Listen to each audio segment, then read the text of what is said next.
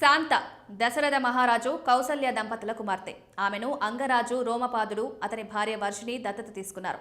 వర్షిని కౌసల్య తల్లి అక్క. వారికి పిల్లలు లేరు. ఒకసారి వర్షిని తన సోదరుని చూసేందుకు తన భర్తతో అయోధ్యకొచ్చింది. ఆమె శాంతను దత్తత తీసుకోవాలనే తన కోరికను దశరథరాజు కౌసల్య తల్లికి తెలియజేసింది. దీంతో వర్షిని మాటలు విన్న దశరథుడు తన కుమార్తె శాంతను ఆమెకు దత్తత ఇస్తానని వాగ్దానం చేశాడు.